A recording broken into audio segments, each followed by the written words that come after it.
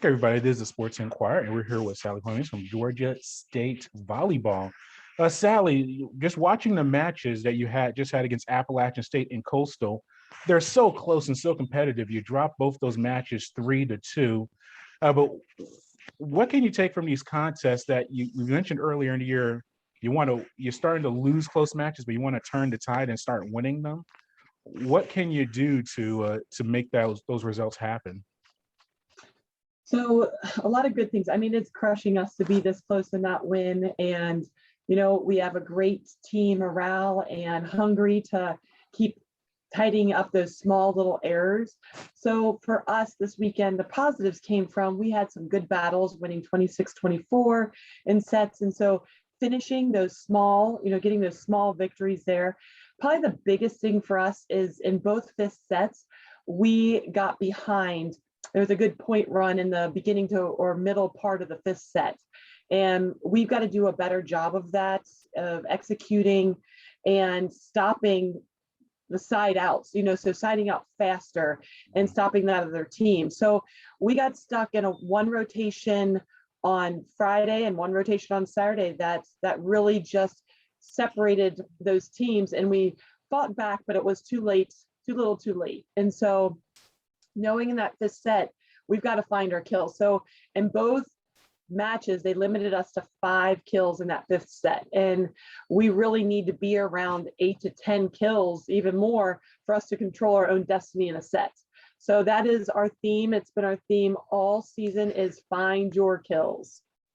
Yeah, we'll start with the Appalachian State match on October 1st. You won that fourth set 25-9, but then dropped that fifth set 15-8.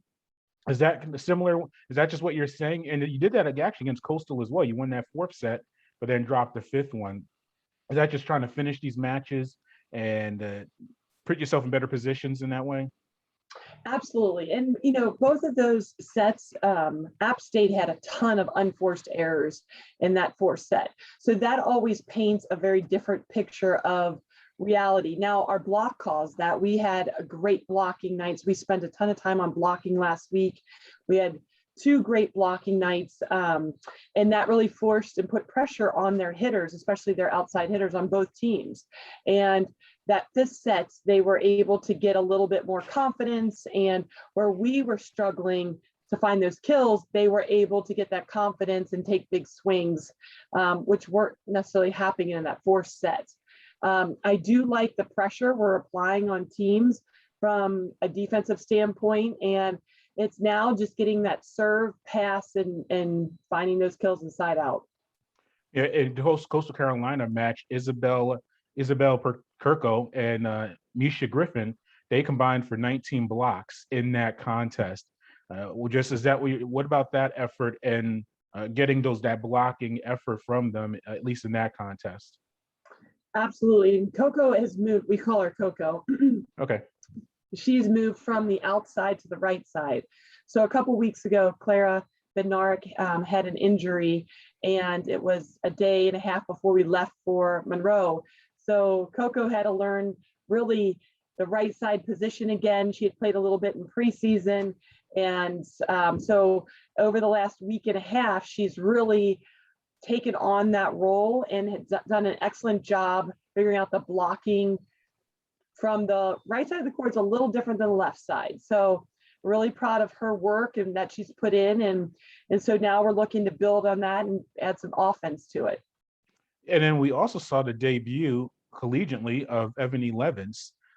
She played for the team against Appalachian State, had 9 kills and 13 digs. What does she add to the team as far as her contributions? Oh, she's such a fun player. I'm loving coaching her. She's hungry to learn. She's dynamic. She has a big hitting cone. She's a true 6 rotation player. She did a great job out there playing all 5 sets.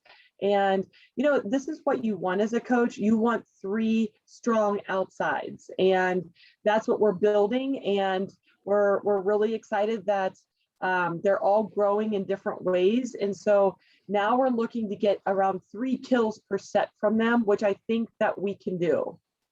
And then this is the overarching thing as well. Julianna Truscott, she is back with the team after opting out of last year. She is starting to make some contributions for you. How has that been for you, having her back on the team and being in the rotation? Absolutely. She's one that's battled injuries at the beginning of the season. So we've had her intermittently throughout this time. But she has come in with such a great mentality and hungry to learn. She is very driven and physical. And so when we can have her in practice and we can have her in matches, you're going to get 100% from her. So it's always fun to watch her grow. And we spoke earlier, and it's on our site, or will be on our site with our interview. She opted out of last season to spend time with her family in Calgary, Alberta, Canada. I'm sure you had other players that were in and out, just with things going on last year with the pandemic. How have you and the staff, and really the university in general, kind of helped these players get back acclimated into collegiate athletics on and off of the course for someone like Julianna? So with Julianna opting out, that she was our only player that opted out. And so it was an interesting thing because she was basically in Canada taking on all online classes. And so the summer was huge for her to come in ready to go, in shape for volleyball after really a year and a half off. And, because it was about mid-February, March that we, it was actually the day before our spring break that everything was shut down for COVID. And so that was, a huge adjustment, but she did a great job mentally, just touching on volleyball when she could, getting into the gym as much as possible, following us, connecting with, who she could. And, I say a lot on her. I mean, Georgia State has been fantastic with their remote learning through COVID and, really allowing these students and both student athletes not to miss a beat when they come back through the in-person, those types of things academically. So for Jules, we look at that she has done a really nice job, adapting with a year, like a gap year, basically in the middle of her college career. Yep, and now everyone's back on campus and ready to go. And you have Georgia Southern in a back-to-back, or I guess a home and away technically, starting with October 7th. You're going to face them. What have you seen from them so far? And how is that going to be facing a team 2 times within a 3-day period, like this format with Georgia Southern? No, I really like this format. I do like playing the same team twice. I think from a team perspective, it gives you a lot of work on your scouts, implementing changes and adjustments throughout the match, but also how you rebound and how you were successful the night prior and, building on that. So there's lots of growth for your team. So for Georgia Southern, they're a very scrappy defensive team. They're in the top 3 in offense. So they kind of bring it from the service line, from the attacking portion, and then they don't make it easy for you to score points because their defense is so solid. So for us, we've got to be very intentional on what we do. We can't just put balls in play. We've got to swing for kills and be purposeful on where we're swinging on the court.